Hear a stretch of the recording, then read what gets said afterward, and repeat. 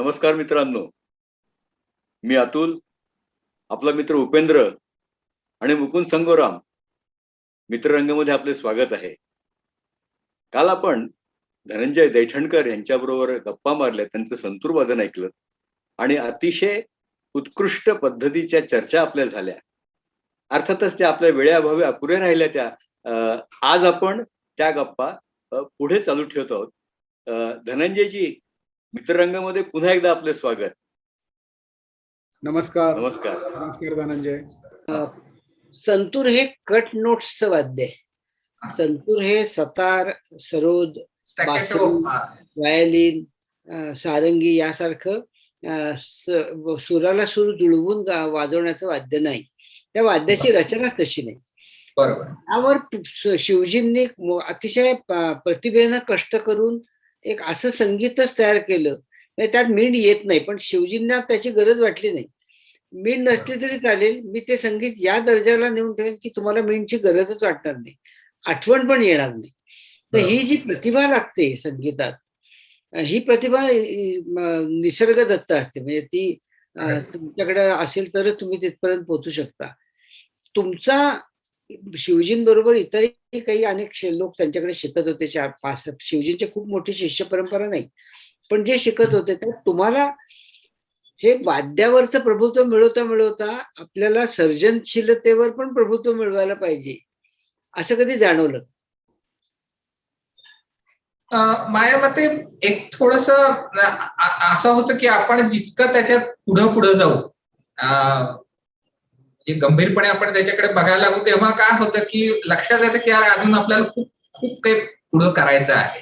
आपण आता कुठं आपली सुरुवात आहे असं वाटतं. पण तेच करत असताना आपण नवीन नवीन गोष्टींकडे पण आपण बघायला लागतो. त्याच्यामुळे मी एक तर असं झालं की त्या काळात मला शिवजींचं खूप ऐकायला पण मिळालं. आणि ते ऐकत असताना असं झालं की प्रत्येक वेळी काही ना काहीतरी, प्रत्येक कार्यक्रमामधनं काहीतरी नवीन नवीन मिळायचं.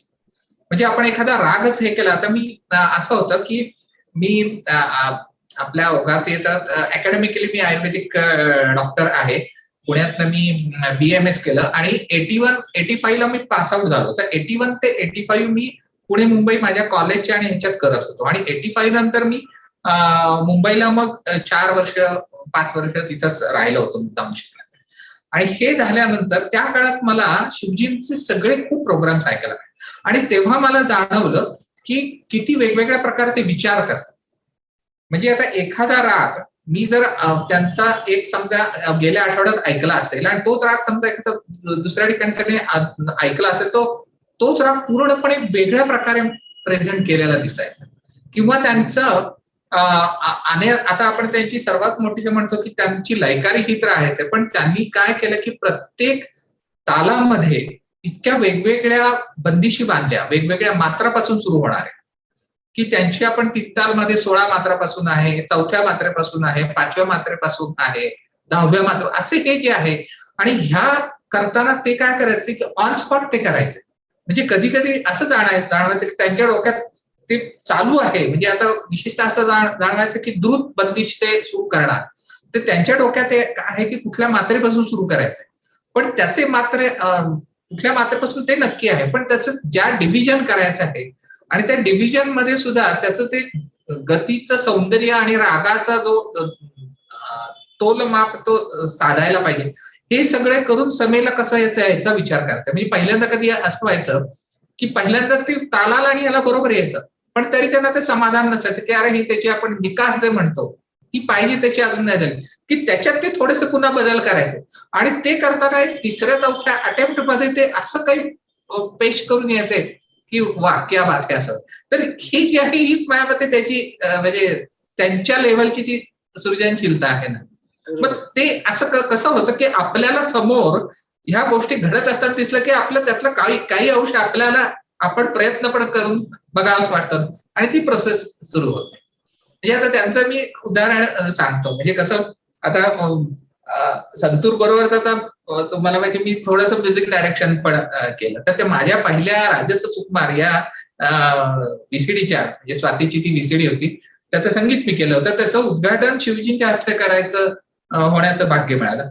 तर तेव्हा त्याने आवर्जून सांगितलं की मैंने तो इसको संतूर सिखाया है, लेकिन म्यूजिक ने ना ये कोई सिखाने की बात नहीं है, ये अपने आप आने वाली बात. म्हणजे हे सुद्धा म्हणजे त्यातनं ते कसं करायचं की ते प्रत्येक ह्याच्यात. आणि मला सर्वात त्यांचा मोठा विशेष म्हणजे गुण किंवा हे वाटलं की ते अतिशय प्रामाणिक होत कुठल्याही बाबतीत. बरोबर. आणि जे चांगले आहे ना त्याला तर ते चांगलेच म्हणायचं, पण एखादी गोष्ट पटली नाही तर त्यांना तिथं सुद्धा ते त्यांना बरोबर त्याची जाणीव पडते. त्यामुळे असं वाटतं की एक गुरुचा प्रभाव खूप मोठा असतो. तो प्रभाव आपल्याला माहिती आहे आयुष्यभर पुरतो. आणि माझ्या सुदैवाने असं झालं की म्हणजे आता मी सांगितलं तसं 16-17 वर्षापासून म्हणजे माझा जवळजवळ 42 वर्ष गुरुजींच्या बरोबर सहवास होता. तर त्याच्यामध्ये त्यांचे इतके काही संस्कार होत गेले. म्युझिकल तर आहेतच, पण बाकी व्यावहारिक सुद्धा कसा असावं, कलाकाराने कसा असावं हे सुद्धा सगळं त्याच्याबरोबर. मग हा आपण म्हणलं तसंच मग क्रिएटिव्हिटी जी आहे मग ते व्हायचं. म्हणजे एखादा कसं व्हायचं की एखादा त्यांनी शिकवायला गेला, एखादा छंद शिकवायला सुरुवात केली तर त्यातली ती सुरुवात करून द्यायची आणि ते म्हणायचं अभी इसके देखो आगे क्या हो सकता है, बरोबर. असं करून पण हे करतात. आणि मग एक छंद मिळाला. काय व्हायचं की त्यांच्याकडून तो खूपदा असं व्हायचं की आपण प्रोग्राम मध्ये एखादा छंद ऐकला असतो पण आपल्याला त्याचं नीट आकलन झालेलं नसायचं. तर कधी कधी त्यांना विचारलं की उस टाइम आपने ऐसा बजाया था, तर खूपदा असं व्हायचं की त्यांचं ते स्पॉन्टेनियस असल्यामुळे खूपदा ते उस वक्त तो बजा लिया अभी. पण त्याला सांगितलं की मग ते सांगायचं काय आणि मग तिथे ते उलगडत जायचं. आणि ह्याच्यात कसं आहे की एखादा आपल्याला मार्ग त्यातनं छोटासा मिळाला तर मग ते अजून सोपं होतं. म्हणजे हे जे खानदानी म्युझिक आहे हे जे आहे ते ट्रॅडिशनल म्युझिक छान सांगितलं. हेच खरं आहे. एकदम छान सांगितलं. तुम्ही इतके छान प्रश्न विचारलेत की मी म्हणजे विचार पण केला नव्हता असं काही. पण ते विचारलं तुम्ही त्याच्यामुळे त्यात ते येत गेलं असं झालं. तुम्ही हा एक वेगळा छान अँगल दिला अजून, जे त्याने अजून ती परिपूर्णता आली. डेप्थ आली त्याला, डेप्थ. कारण की सामंतांचे शिष्य. करेक्ट. आज आपण धनंजयजींबरोबर गप्पा मारतच आहोत, पण त्याच्याच बरोबरीने आज आपल्याला त्यांच्या कुटुंबालाही भेटण्याचा योग आहे. आणि अर्थातच हे कुटुंब काही साधं सुद्धा नाहीये, सगळं संगीतात रंगलेलं कुटुंब आहे. आज आपल्याबरोबर धनंजय बरोबरच स्वाती वहिनी पण आहेत आणि त्यांचा सुपुत्र निनाद हाही आपल्या बरोबर आहे. तुमच्या सगळ्यांचं मित्ररंगामध्ये स्वागत. नमस्कार स्वाती वहिनी. नमस्कार नमस्कार. आता सगळ्यांची ओळख म्हणून करून देण्यासाठी मी हे सांगेन की स्वाती वहिनी ह्या भरतनाट्यमच्या फार मोठ्या कलाकार आहेत आणि त्यांची स्वतःची अकॅडमी पण आहे, त्यांच्या अनेक शिष्यही आहेत. आणि निनाद हा वडिलांच्या पावलावर पाऊल ठेवून हाही स्वतः एक स्वतंत्र संतूर वादक आहे आणि तोच त्याचा प्रोफेशन आहे. तुमच्या सगळ्यांचं मनपूर्वक स्वागत. स्वाती वहिनी, तुमचं आणि धनंजयजी यांचं जे नातं आहे ते अर्थातच पती पत्नीचंही आहे आणि त्याच्याबरोबर एक सांगीतिक प्रवासही तुमचा आहे. तर तुमचा हा जो सांगीतिक संसार आहे हा कसा फुलला, कसा बहरला, याविषयी आम्हाला जरा सांगा. सांगीतिक संसार म्हणजे मी त्याला सहजीवन म्हणते. खऱ्या अर्थानं एकमेकांचा पर्सनल सुद्धा विकास करत करत पुढे जाणं, एकत्र पुढे जाणं. तर अशा अर्थाने खऱ्या अर्थाने सहजीवन हे मला मिळालं. मी मुळात मुंबईची आहे. मुंबई युनिव्हर्सिटीमधनं मी जेव्हा भरतनाट्यमची डिग्री घेतली तर त्यावेळी मी सुवर्ण पदकाची मानकरी ठरले होते, प्रथम आले होते सगळ्या युनिव्हर्सिटीमधनं. आणि माझी एवढी एक इच्छा होती की मी एवढ्या कष्टाने जी कला मी जोपासली आहे किंबहुना माझं ते पहिलं प्रेम आहे तर ते लग्नानंतर सुद्धा माझं सुरू राहावं एवढी एकच इच्छा आणि अपेक्षा माझी होती. आणि माझं असं काही हे नव्हतं की मला कलाकाराशी लग्न करायचंय किंवा कलाकार माझे पती असावेत. तर अशी अपेक्षा करण्यापेक्षा माझी कला पुढे बहरत राहावी अशी माझी इच्छा होती. पण ह्या दोन्ही मला एकत्रच मिळून गेलं आणि आम्ही एक कलाकारांचं सहजीवन म्हणून सुद्धा मी असं म्हणेन की आमचं दिवसाची नेहमी सुरुवात ही संतूरच्या स्वरांनी आणि घुमरांच्या तालाने होत असते. आणि दरवेळेला नवीन दिवस, नवीन गोष्टी सुचतात आणि एकमेकांच्या सहवासामध्ये संतूर पण मला काही सुचवत असतं आणि माझ्या नृत्यातून आम्ही नुपूरनाद असा आमचा एक कार्यक्रम त्याच्यामध्ये फुलला आणि 1-2 नाही तर 15 असे आमचे प्रोजेक्ट झाले प्युअर क्लासिकल, की ज्याच्यामध्ये धनंजयांनी संपूर्ण त्याचं संगीत बांधलेलं आहे आणि मी नृत्यही केलं आहे, नृत्य संरचनाही केलेली आहे. तर अशा प्रकारे खूप नवीन नवीन विषय आम्हाला हाताळायला मिळाले आणि एकमेकांच्या साथीने आम्ही पूर्ण जगाची एक प्रदक्षिणा नृत्य संगीताच्या जोरावर करून आलो. क्या बात आहे. फार चांगलं सांगितलं तुम्ही. प्रत्येक नृत्य किंवा कुठल्याही कार्यक्रमाला, अशा प्रकारच्या कार्यक्रमाला तबला हे प्रमुख वाद्य असतं. संतूर हे प्रामुख्याने तुमच्या भरतनाट्यमला एक मुख्य वाद्य म्हणून ते तुम्ही काही त्याचे प्रोजेक्ट तयार केले, एक जुगलबंदी तयार केली, तर त्याच्याबद्दल ऐकायला आवडेल. ते सुद्धा योग असा आला की आमचा अमेरिकेचा दौरा ठरला होता आणि त्याला आम्हाला निघायला अजून 6 महिने होते. पण तोपर्यंत तिकडच्या काही मंडळींनी, काही संस्थांनी त्यांना असं वाटलं की आम्ही 2 जण एकत्रच सादरीकरण करणार आहोत, संतूर आणि भरतनाट्यम. तर त्याप्रमाणे त्यांनी तसं सगळीकडे ऍडव्हर्टाईज करायला सुरुवात केली होती. आणि खरं म्हणजे असं आमच्या काही डोक्यात नव्हतं की आधी माझा डान्स आणि नंतर मग यांचं संतूर वादन, अशा प्रकारे ती रचना होती. पण जेव्हा असं एक नवीन डायमेन्शन समोर आलं तेव्हा मग आम्ही विचार केला की आपण 4 पावलं एकत्र चालून बघूया आपल्या कलेच्या क्षेत्रात सुद्धा. आणि मग हे आमचा नुपूरनाद म्हणून एक कार्यक्रम नवीनच आम्हाला सगळा सुचला आणि संपूर्णपणे नृत्यातल्या आमच्या काही जटी आहेत. खरं म्हणजे भरतनाट्यम हे साऊथ इंडियन नृत्य आहे, दाक्षिणात्य नृत्य आहे आणि संतूर हे हिंदुस्थानी, उत्तर हिंदुस्थानी वाद्य आहे. तर म्हणजे संतूर जर अमूर्त असेल तर नृत्य हे मूर्त कला आहे. त्यामुळे अमूर्तातून मूर्ताकडे आणि मूर्ताकडून परत अमूर्ताकडे अशा प्रकारे ती एक वाटचाल व्हावी असा आम्ही विचार केला. माझ्या काही जटी किंवा प्युअर जे नृत्याचे बोल आहेत ते धनंजयांनी संतूरवर अडॉप्ट केले आणि त्यांची जी तरलता आहे ती माझ्या भाव अभिनयामधून दाखवण्याचा, वेगवेगळे कॅरेक्टर्स, वेगवेगळी पात्र, उत्तम असतील, मध्यम, अधम अशी वेगवेगळे कॅरेक्टर्स आणि वेगवेगळी कथानक पुराणातली असं रंगमंचावर सादर करता करताच लय आणि तालाचं नातं मात्र न सोडता, म्हणजे ही जी पूर्ण संरचना आहे ही जेवढी जाणकारांसाठी आहे तेवढीच सर्वसामान्य रसिकांना पण ती खूप आवडली आणि आमचे अक्षरशः असंख्य प्रयोग या नुपूरनादचे झाले आणि त्याचं एक खूप वेगळं समाधान आहे आणि खूप आनंद आहे की हे जेव्हा पहिल्यांदा शिवजींनी अशा प्रकारे आमचं नृत्य बघितलं होतं त्यावेळेला ते म्हणाले होते की आजपर्यंत मी असं बघितलंय की लग्नानंतर पती हा पत्नीच्या तालावर नाचत असतो, पण ज्या वेळेला मी हे नुपूरनाद बघितलं त्यावेळेला धनंजयाने आपल्या तालावर स्वातीला नाचायला लावलंय, हे फार क्रेडिटेबल मला वाटतं असं त्यांनी भर सभागृहात सांगितलं होतं. आणि तेवढी ऍक्टिंग मी रंगमंचावर करू शकते, बाकी सगळं सेम असतं. फार छान सांगितलं तुम्ही. म्हणजे याची आम्हाला एखादी झलक बघायला आवडेल. जरूर.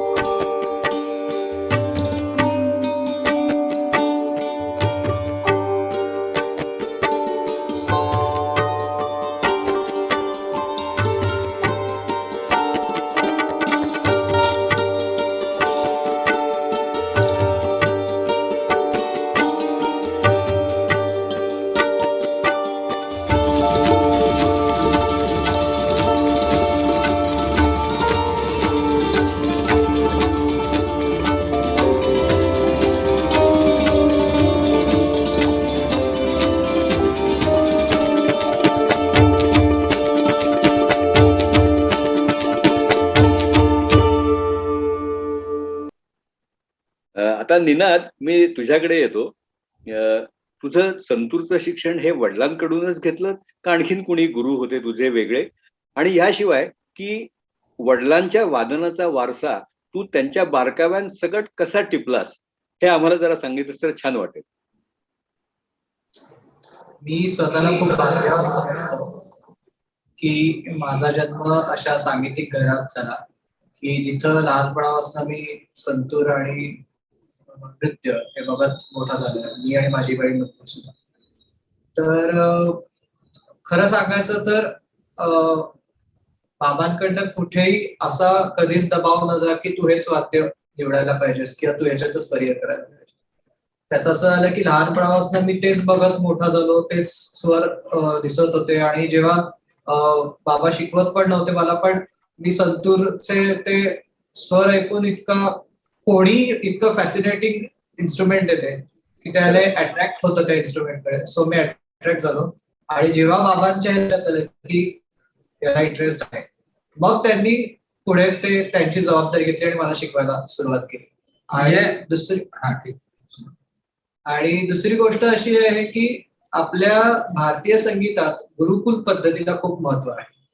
तर गुरुकुल पद्धत म्हणजे काय की पूर्वीच्या काळी गुरुच्या घरी जाऊन शिष्य राहत असायचा आणि तो दैनंदिन सगळी कामं करून जेवढं शक्य आहे गुरुचा सहवास जेवढा मिळेल, कारण नुसतं संगीत शिकणं ही एक वेगळी गोष्ट आहे आणि गुरुचे विचार, त्याचे सांगीतिक सहवास हा सुद्धा लाभणं ही एक वेगळी गोष्ट आहे. तर ते मिळवणं हा त्या वेळेचा हेतू असायचा की त्याच्यातनं खूप शिकता यायचं. आणि ऑलमोस्ट एक तप म्हणजे 12 वर्ष शिकायचे मिनिमम एवढं, आणि मग त्याच्यानंतर ते तावून सुलाखून बाहेर पडायचं.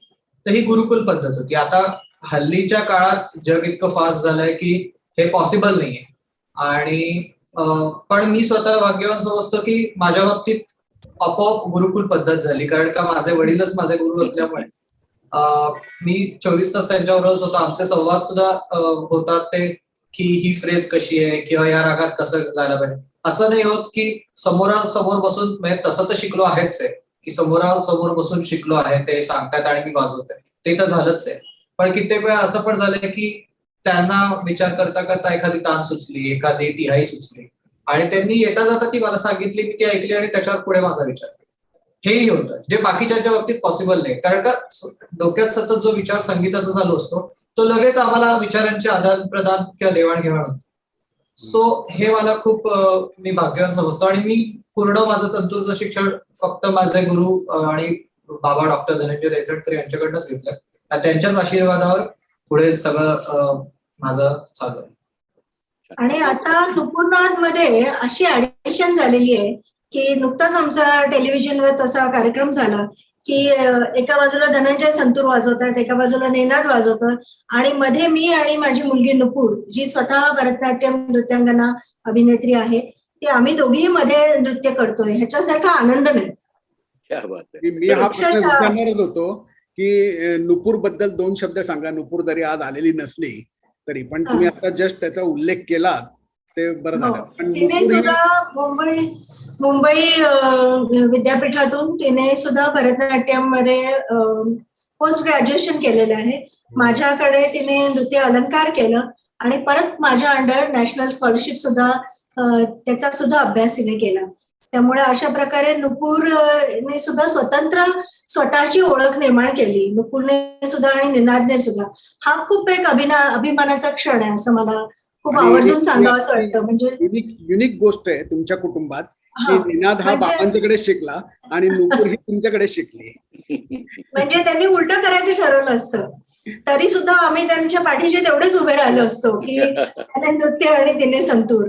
तर अशा प्रकारे आम्ही मुलांना अतिशय स्वतंत्रपणे वाढवलं.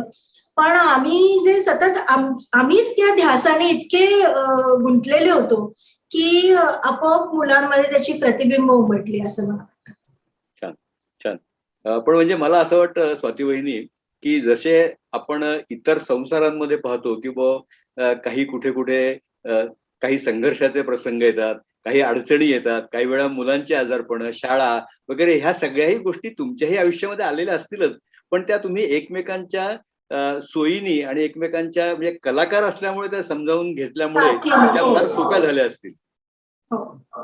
अतिशय म्हणजे आम्ही बरेचदा भारतातले तर बहुसंख्य प्रयोग आम्ही मुलं लहान असताना त्यांना घेऊनच म्हणजे विंचवाचं विराड पाठीवर जसं असतं तसं आम्ही घेऊन फिरलेलो आहे. म्हणजे नुपूरचं 10वीचं वर्ष असेल किंवा काय तर तिने प्रवासामध्ये अभ्यास केलेला आहे आणि म्हणजे ती जास्ती जबाबदारीने की आपल्याला खूप वेळ अभ्यासाला मिळत नाहीये ह्या जाणीवेने त्यामुळे दोन्ही मुलं म्हणजे निनादने इंजिनिअरिंग पण केलं आणि तिने फिलॉसॉफीमध्ये ग्रॅज्युएशन पण केलेलं आहे. तर हे दोघांनीही आपलं करिअर पण आणि शैक्षणिक बाजू सुद्धा अतिशय समर्थपणे सांभाळली. त्यामुळे त्याचा आनंद आहे.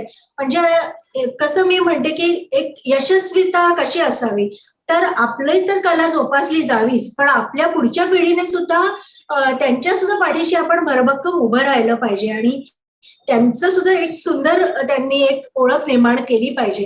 तर हे आपोआप खरंच त्यांनी केलं ही ईश्वराची कृपा आहे. बोला ना धनंजय, बोला. आपलं भारतीय संगीत मुळात असं आहे की परफॉर्मिंग आर्ट आहे. आता आम्ही दोघं कलाकार आहोत म्हणून आमच्या मुलांनी कलाकारच व्हावं हे आम्ही ठरवून होऊ शकत नाही. म्हणजे कसं आहे की अर्थात सगळ्या त्यांना सोयी उपलब्ध असत आहे पण त्याच्याबरोबर त्या प्रत्येक व्यक्तीकडे पण स्वतःच काहीतरी असावं लागतं. जे सुदैवाने आम्हाला असं जाणवलं की दोघांच्या मध्ये पण आहे. अनुवंशिकतेने किंवा आमच्या घरात जे संगीताची बॅकग्राऊंड होते त्याच्यामुळे त्यांच्यामध्ये ते आलं आणि असं जेव्हा आम्हाला वाटलं तेव्हा आम्ही त्यांना पूर्णपणे सहकार्य केलं. आता निनाच्या बाबतीत सुद्धा असं की लहानपणी काय व्हायचं की तो संतूर सिरियसली शिकण्यापूर्वी त्याच्या शाळेमध्ये दर गॅदरिंगला तो एक गाणं वाजवायचं, सिनेमातलं किंवा छोटं असं हे गाणं वाजवायचं आणि तेव्हा मी त्याला असं ते गाणं शिकवायचं ते लगेच तो आत्मसात करायचा आणि तितकंच आहे तसंच कॉन्फिडेंटली तो तिथं स्टेजवर वाजवायचा. तेव्हा आम्हाला हळूहळू लक्षात आलं की अरे हा ती पोटेन्शियल आहे. कारण की ही गोष्ट अशी आहे, कला ही अशी आहे की तुम्ही नुसती दुसऱ्याने सांगून ती येणार नाहीये, तुम्हाला स्वतःला सिद्ध करायला पाहिजे. नुपूरच्या बाबतीत सुद्धा असंच झालं की तिला सुद्धा कसं आईकडून तो वारसा मिळाला आणि असं होतं की कधी आपल्याला कळतं की ज्या गोष्टी इतरांना समजायला अनेक काळ लागतो ते पटकन आत्मसात करतात. म्हणजे मी 2 त्यांचे लहानपणीचे उदाहरणं देईन की निनाद अतिशय छोटा म्हणजे त्याला अगदी जस्ट थोडंफार बोलता येत होतं अशा टाईप आणि तो खेळत असायचा आणि बाबांचं संतूर वादन त्यांचे तबला आणि ते सगळे एकत्र सगळं सतत चालू असायचं. तर त्याच्यामध्ये एक दिवस असं होतं की यांनी मला हाक मारून बोलवलं बाहेर की हे बघ हा काय म्हणतोय. तर तो म्हणत होता की तो असं त्याच्या शब्दामध्ये गाऊन दाखवतो. तो म्हणत होता की काल तुम्ही हे वाजवलं होतं आज तुम्ही विसरलात हे वाजवायला.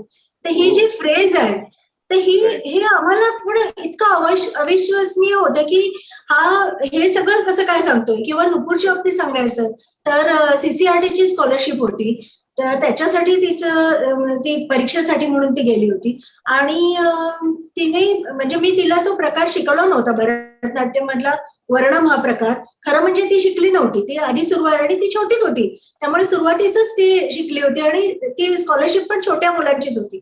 तर त्यांनी तिला वर्णम तुला येईल का म्हणून विचारलं आणि म्हणाली हो मला येईल करता आणि तिने करून दाखवलं आणि ते मधलं ते एक फ्रेज होती ती तिच्या म्हणजे तिला शिकवली नसल्यामुळे तिला माहिती नव्हती तर तिने तेवढ्या तालामध्ये स्वतःच बसवून करून दाखवलं आणि तिला म्हटलं की हे तू कसं काय शिकलीस कधी. ती म्हणाली मी रोज तुझं बघते ना ते बघून माझ्या लक्षात आलं आणि मी केलं तसं त्या पद्धतीने. तर हे जे संस्कार आहेत किंवा आता निनादला सुद्धा एनसीपीएची स्कॉलरशिप मिळाली की जी पूर्ण भारतातून इन्स्ट्रुमेंटलिस्ट म्हणून त्याला मिळाली. तर हे नक्कीच खूप अभिमानाचे क्षण आहेत आणि नुपूर सुद्धा मुंबई युनिव्हर्सिटीमध्ये भरतनाट्यममध्ये पहिली आली आणि हे माझ्या गुरूंनी मला फोन करून सांगितलं की तुझा रेकॉर्ड तुझ्या मुलीने 25 वर्षांनी मोडलेला आहे. तर हे खूप अभिमानाचे क्षण आहेत. फार छान छान फार छान. पुढचे प्लॅन्स काय आहेत? पुढचे प्लॅन्स असेच आहेत की आता आमचा नवीन दौरा ठरतो आहे अमेरिकेचा आणि त्याच्यामध्ये आम्ही चौघही आणि त्याच्यामध्ये आम्ही आमचा नुपूरनाद या नवीन वर्षन सकट सादर करणार. त्याच्यात नुपूर आणि निनाद सुद्धा आमच्या बरोबर असणार. म्हणजे नुपूर नाद हे जे नाव तुम्ही दिलेलं आहे अतिशय सार्थ असं समर्पक आहे.